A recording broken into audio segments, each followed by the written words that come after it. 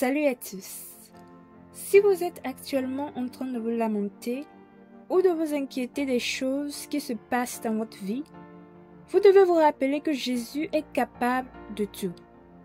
En effet, en ayant une foi totale que Jésus, à qui vous avez consacré votre vie, est capable de transformer l'impossible en possible, la seule chose que vous vous sentirez nécessaire de faire est de remercier et de louer son Saint-Nom.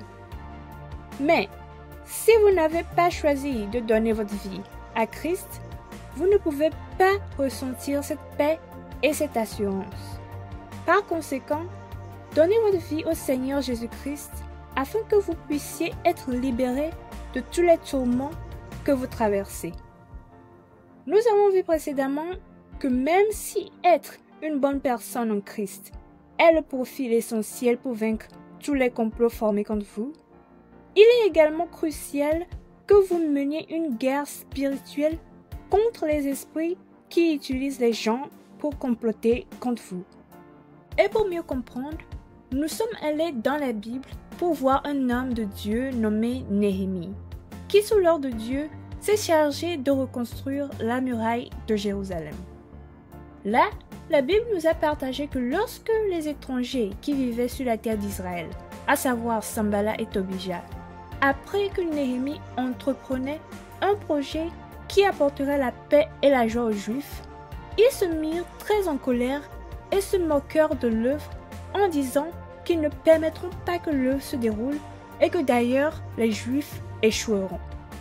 Mais même si leurs paroles étaient censées affaiblir et faire échouer les enfants de Dieu, cela n'a absolument pas fonctionné.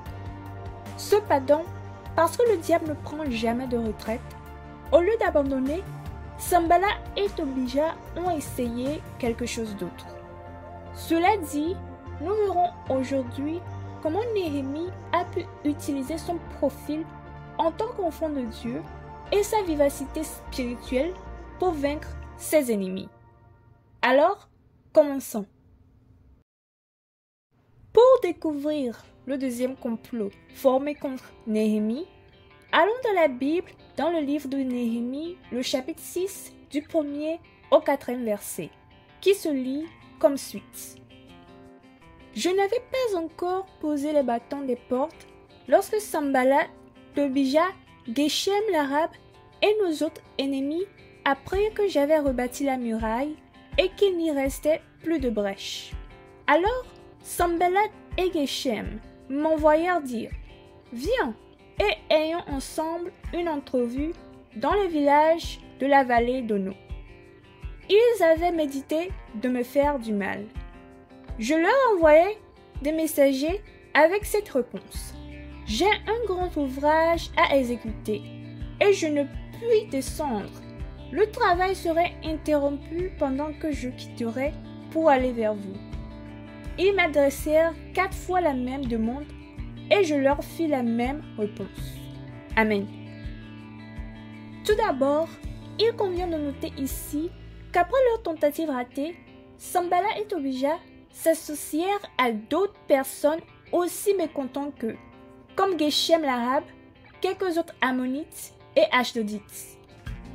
Et ici, la Bible nous dit qu'ensemble, ils ont élaboré une nouvelle stratégie qui semblait moins menaçante et intimidante pour nuire à Néhémie et empêcher la construction complète de la muraille.